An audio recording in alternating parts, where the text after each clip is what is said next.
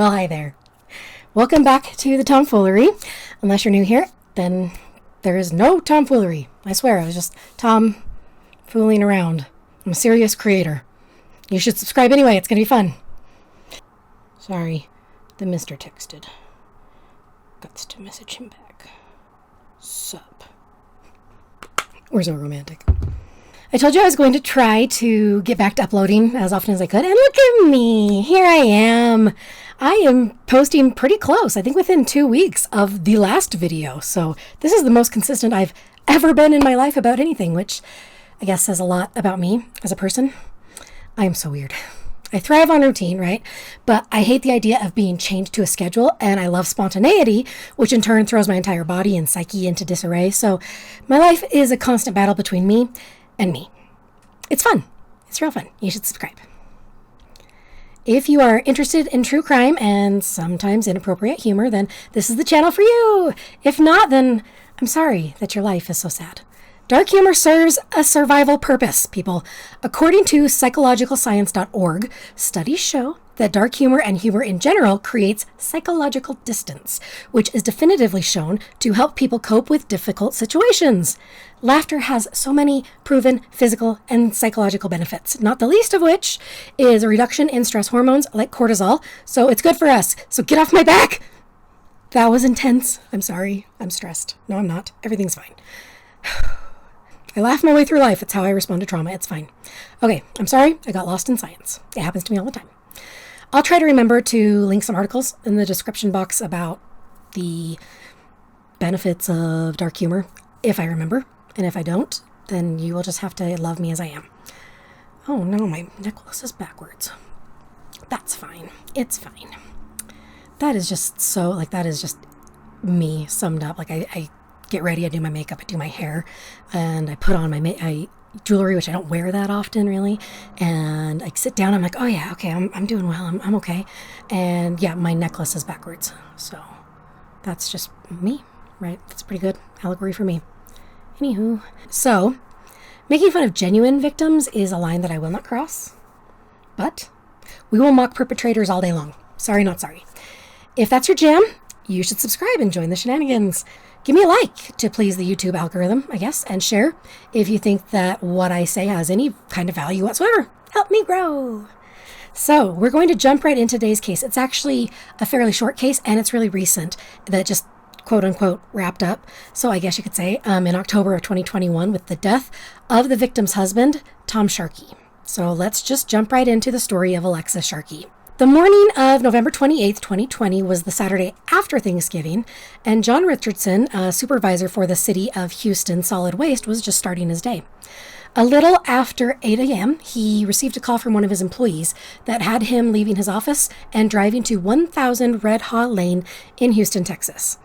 The employee had seen something that troubled him, and he wanted his supervisor to be the one who took a closer look. It plays back in my head every day. I constantly be seeing, just see her, laying there. 24 days ago, here along Red Haw Street in Houston's Energy Corridor, a garbage truck driver spotted something strange in the brush and called his boss. He said, hey, man, I think I see a body, but I'm not for sure, or a mannequin or something. So we looking and we see feet, you know what I mean? Like half the feet was in the road. Man, I'm just devastated because I'm like, I'm looking at a human being actually, laying there dead, and it kind of, shook me up a little bit because, I'm actually looking at somebody that's deceased and we can't help her. We just stunned and I'm looking, but there wasn't no visible wounds. It was like,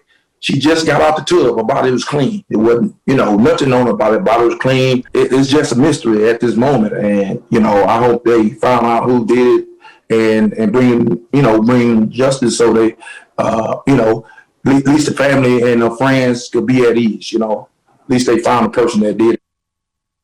When Richardson approached, he saw what he thought was a mannequin. Spoiler alert, it's never a mannequin. Unless it is. Like that one time when it was an inflatable doll. Alexis was gorgeous. There is just no denying or arguing with that fact. She was absolutely beautiful. And she had an Instagram account at the time that she'd grown to approximately 20,000 followers at the time of her death. And as of the time of filming this video, her following has swollen to about 88,000 followers. And she posted mostly lifestyle pictures and selfies. She was stunning. 5'7" with honey brown, long hair, gorgeously tanned skin, the likes of which my Scandinavian blood only dreams of, and pale green-blue eyes. And it's not surprising that she was on her way up in the influencer world. She was passionate about fitness and nutrition and fashion, and her Instagram shows beautiful and carefully curated photos. Seriously, this girl could have been a supermodel. I'm not even kidding. But don't let that fool you into thinking that she was shallow or there wasn't much to her.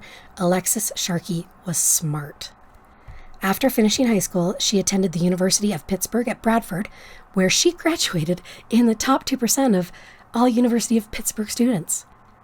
Not the top 2% of her class, the top 2% of all the students in the school at the time.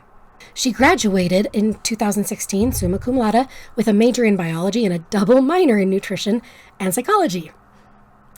It was her intention to then attend med school, but she decided to take a year off, which is understandable, even though she often declared, quote, "I'm addicted to learning," end quote. She had worked hard over her college career, and she wanted a little bit of a break before she continued on with her education, which I can completely understand.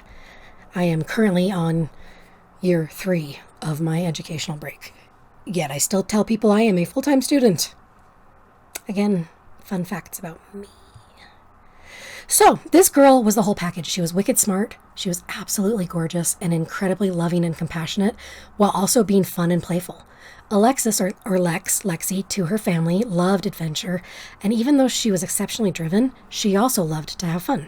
Alexis's younger sister, Toby, who was not that much younger than her, said in an interview that she and Alexis weren't necessarily close growing up because they were so close in age that they just mixed like oil and water. They were so different.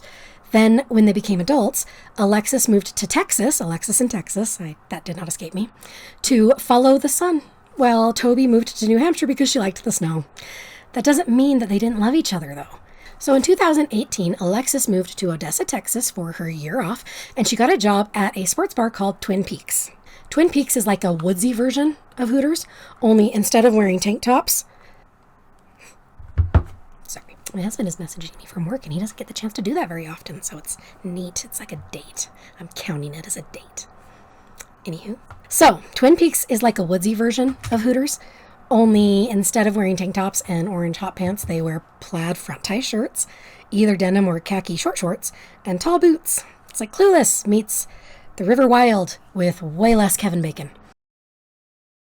And it was there, at Twin Peaks, that Alexis met a man named Tom Sharkey. Tom was a consultant in the oil field and also a regular at Twin Peaks. There was chemistry between the two immediately, even though Alexis was in her early 20s and Tom was in his mid-40s. The two soon became official, and Alexis was tired of the hustle and working so hard, so she quit her job at Twin Peaks and became an executive for Monat, a multi-level marketing, or MLM, company that sells hair-related products. They began traveling all over the Southwest and even moved together to Colorado for several months. Now, okay, I'm just going to take a minute and say a word about Monat and MLMs in general. MLMs are sometimes referred to as pyramid schemes due to the fact that you have to buy your own product to sell, and the only real way to make money is to recruit people to your downline. A person's downline consists of the people that they recruit to also sell the product, and then because you recruited them, you get a portion of their money when they sell. And if they recruit people to their downline, you get a portion of their sales, and this could theoretically go on until every single person on Earth had joined. So you can see how it's an unsustainable business model with only a small portion of the people at the top who actually earn any money and more people at the base who lose money. In fact, according to a report released by the Consumer Awareness Institute in 2017, 99% of people who join MLMs lose money. So to be clear, only 1 out of every 100 people who join MLMs will actually make enough money to consider breaking even, let alone bringing a profit. Still, people in MLMs insist they are not pyramid schemes. They are just schemes that are in a three-dimensional triangle shape. However, this is neither the time nor the place for me to discuss MLMs and why I think they are diabolical apex predators who play on mostly vulnerable women, usually stay-at-home moms, targeting their insecurities about their appearance and desperation to take some of the financial pressure off of the household by earning a little bit of their own money while still being able to take care of their family and having a flexible schedule and a team of other supportive boss babes who simply want them to live their best lives. Whew, that escalated quickly. Anywho, I'll try to remember to link a video or two about MLMs and how they may or may not be pyramid schemes in the description box. So Tom and Alexis had been together, traveling, having fun, and Tom popped the question in June 2019, which Alexis documented on her Instagram. They got married and moved to Houston in January of 2020, and Alexis's Instagram is still up. And yeah, she was just beautiful. It was... I'm getting ahead of myself, but it was such a waste. So who was Tom Sharkey? Tom Sharkey was born on January 22nd, 1971, and was raised in Fort Myers, Florida, before eventually moving to Texas, where he met Alexis. Tom was a big fitness buff and bodybuilder, with people saying that he looked a lot like Dave Bautista, which I can see it. Yeah, I can see it. Dave Bautista, I think, is probably nicer, though, so... That's about all that I can find on Tom Sharkey on the internet. I'm not sure if he has siblings. I don't know his parents' name. I don't know if he was ever previously married or not. It's just, there's just not much out there about him, and it's maddening when I can't find things on the internet. The internet has failed me, and it has never failed me before, so it's frustrating. It should also be noted that Alexis herself, according to her sister, would have hated being called an influencer, and she preferred to call herself a businesswoman or an entrepreneur instead, and I can get that. So after the couple married, things were not perfect in paradise. And look, I know that age gap relationships are really common, and I myself am 5 years younger than my husband. However, a 23-year age gap is uncommon for a reason. When your partner is old enough to be your parent, there can be an unequal power dynamic in the relationship. I'm not saying always, not every large age gap relationship is going to be toxic, but it certainly is something that can happen, and there can be red flags. It is certainly something that can happen. In the Western world, at least, we tend to equate age with wisdom and experience, and it's possible that Tom, being so much older than Alexis, gave him the understanding that he could control her to some degree. Alexis, on the other hand, was clearly an independent and strong-willed woman who knew her own mind. I'm just speculating, but I can see how that would be intimidating to a man who considered himself the epitome of a manly man. I'm also not saying that Tom Sharkey abused anabolic steroids, but that is a common problem with people who are fixated on building muscles. And I'm sure you're all familiar with the phrase road rage. I'm just speculating here. I don't know. I didn't read anything about that in any of my research, but I'm just saying. Although they were newlyweds, Tom didn't really seem to accompany Alexis places. She had made a tight-knit group of close friends in Texas, and there was a group text thread that she was extremely active in. And in addition to her not really taking Tom places with her, she rarely spoke about him to her friends anyway.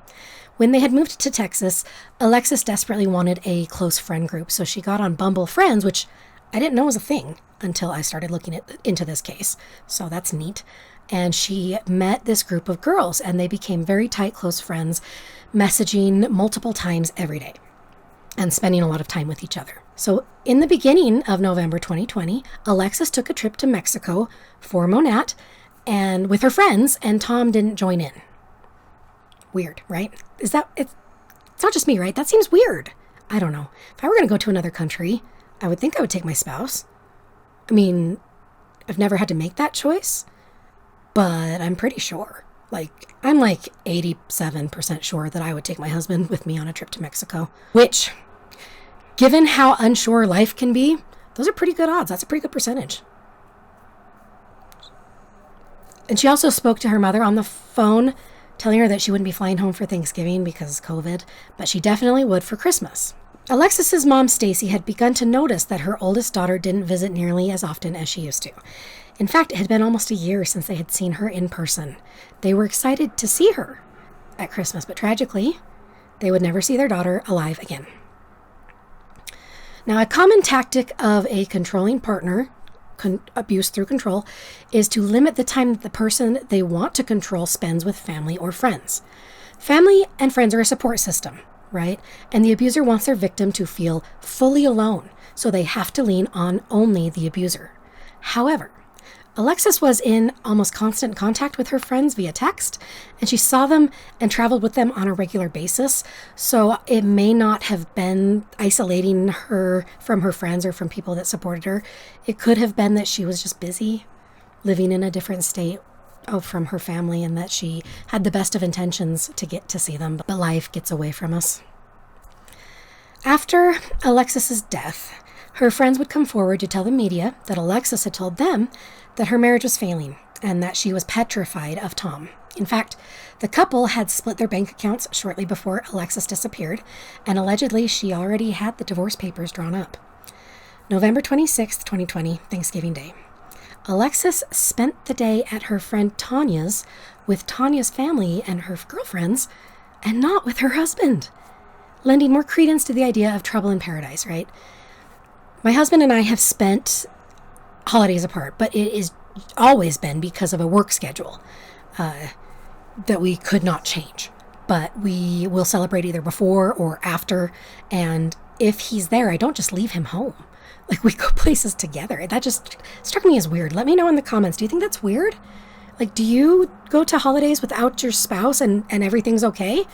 Like, no big deal. It's just a thing that you do? I thought it was kind of weird. Anyway, Alexis stayed at Tanya's until around midnight that night when a friend came and picked her up to go to a bar, which they didn't leave until 3 a.m. Alexis texted Tanya that she would come back to Tanya's place and grab her things, but since Tanya was already asleep, she didn't answer. It seems, though, that Alexis did in fact go and get her car from Tanya's house, and it seems that she then went home. The next day, November 27th, 2020, Black Friday. As an executive for Monat, this was an important sales day for Alexis, as you can imagine. She would be spending the day updating her socials with the different sales that she had going on, sharing the benefits of Monat, pushing the product. However, she was silent on all platforms, including her friend group text until around 5:30 that night, when she sent out a text on the group thread to all of her friends asking them to go out with her that night. Because it was a holiday weekend, though, all of her friends had plans already. Those brief messages would be the last time anyone ever heard from Alexis. Later that night, at about 11:30 p.m., Tom texted the boyfriend of one of Alexis's friends asking if they'd heard from Alexis. The boyfriend, John, immediately called Tom back rather than take the time to text, and Tom told him that Alexis was missing.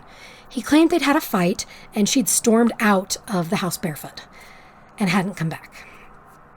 He alleged that she had climbed over a fence and gotten into a black car that was apparently waiting to pick her up. He also alleged that she had been drinking, and he had warned her and tried to stop her from driving under the influence. Tom stayed on the phone with John for 45 minutes, detailing what he said happened before Alexis left the home. However, in later interviews with police, Tom would change his story multiple times, claiming that Alexis was wearing sweats and running shoes when she left. He also stated at a different time that she had left her phone behind, but then in another version of the story that she had taken it with her, and he had actually used an app to track it, following her movements in the black car until he lost the signal. He said he then pulled into a gas station to clear his head and try to figure out where she would have gone, and allegedly he stayed there for 2 hours before he started to call around looking for her. Because reasons. I'm sorry, what? What on earth would you be doing in a gas station parking lot for 2 hours while your wife is missing? What is there to do in a gas station parking lot besides getting gas? I don't understand it. I know, you don't have to. We're not getting into lot lizards and the different things that you can do at rest stops and gas stations. We're not getting into that. We're going to just assume that that's not something he was engaged in while his wife was missing, although I can't be certain. However, assuming that this is actually something that he did, why? Was he getting high off the fumes? Maybe. It's plausible, I suppose. Not likely, but plausible. Who knows? The next day, the girls' group text was popping off, with the friends making plans for their girls' night, which they did on a fairly regular basis. Everyone was replying except Alexis, which was so massively out of character for her. She also hadn't posted anything on social media for like 12 hours. And when she didn't show up for the movie that they'd planned, they knew something was seriously wrong. They called Stacy, Alexis's mother. Tom had already called Stacy to inform her that her daughter was missing, and Alexis's friends filed a missing persons report and started sharing on Facebook, hoping someone somewhere had seen her. At about the same time, sadly, Richardson was discovering Alexis's naked body on 1000 Red Hall Lane. Tom was brought in to identify the body, and Alexis's family received the shattering news that their daughter and sister were dead. However, Tom was not exactly brought in to identify the body. You see, the place where Alexis went missing was a different jurisdiction than the place that she was found.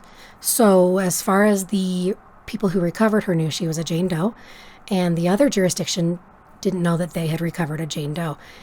Tom actually saw it on the news, and he took himself to the medical examiner's office and demanded to see the Jane Doe, thinking that it was probably his wife. That seems like an odd step to me. Would you do that? Like, if your wife was missing and she'd been missing, you had a fight allegedly, and things had been troublesome for you in your marriage lately, and she stormed off, and it had been a day or more, would you immediately go to the medical examiner's office if a body was found without calling first or something? I don't know. I just thought it was weird. Some theory suggested that because she was in the public space, a public figure, that it was possible that someone may have developed an unhealthy interest in her, essentially a stalker. This possible stalker may have been watching her house and seen her storm out after her alleged argument with Tom and then taken advantage of the situation. Another theory was that she was so angry when she left her and Tom's apartment that she was careless and encountered a bad actor, someone with bad intentions, who again took advantage of the situation.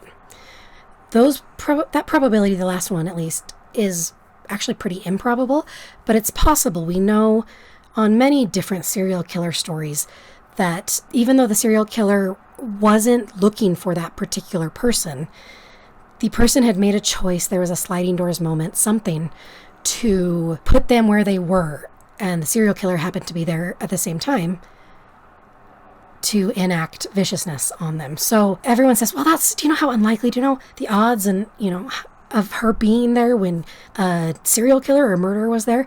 I get it. The individual odds of someone being in that situation are minuscule. They are almost nothing. However, it has to happen to someone, right? If it's gonna happen, it's gonna happen to someone. And statistics really mean nothing to the individual. Okay, so statistics tell us what happens on average, but there are, most appendectomies are done without any complications, and pancreatic cancer kills the majority of its victims. However, there are people who die during appendectomies and people with pancreatic cancer who live. The statistic means nothing to the individual. It is just a way of trying to gauge some kind of probability to make your decisions on. So I get that, but I still don't think that that's what's happened, and you'll see why. But the problem with these theories is that when Alexis's body was found, it appeared to be in perfect condition aside from her being deceased. You would think that had she been kidnapped, there would be evidence of attempts to fight to defend herself, and she had no visible defense wounds. While Alexis's family and friends took to social media to try to raise awareness of her missing and went out to search physically, a news bulletin stated that the body of an unknown woman had been found, and that's when Tom Sharkey went to the medical examiner's office, which he then did end up identifying the body as belonging to Alexis. It was her body. Once it was confirmed that Alexis had passed away, police began to look into what they considered a probable homicide.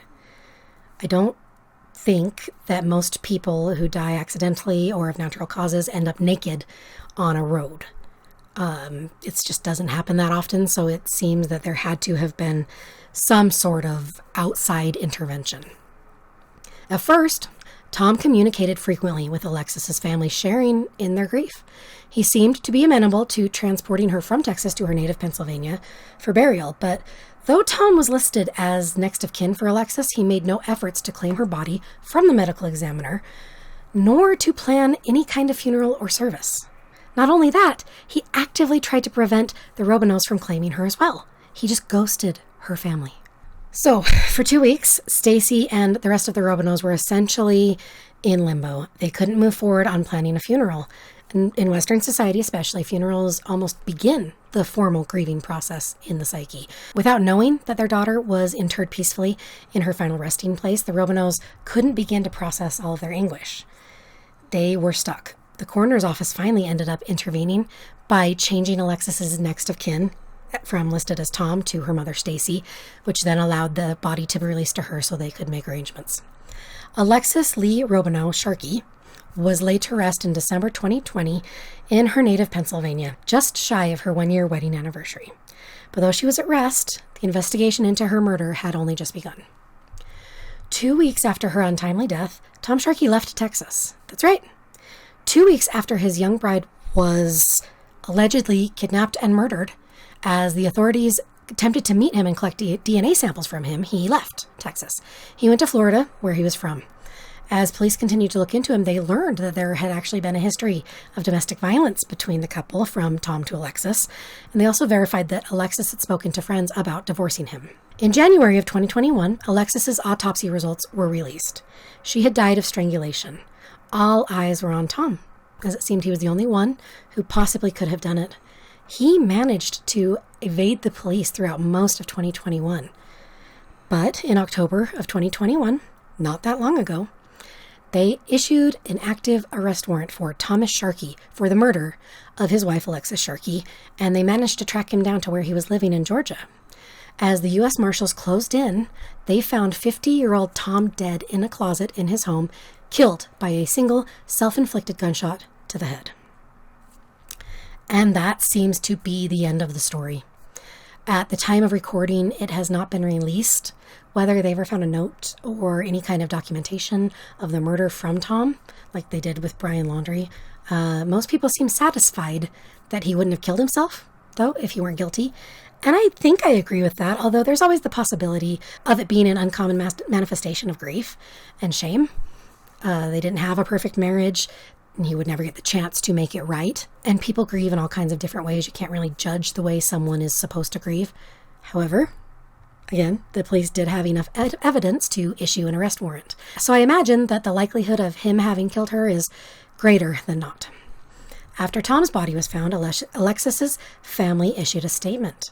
Stacy Robineau said, quote, "I'm super sorry for Tom's family. It's just such a senseless loss that has happened with my daughter and then him.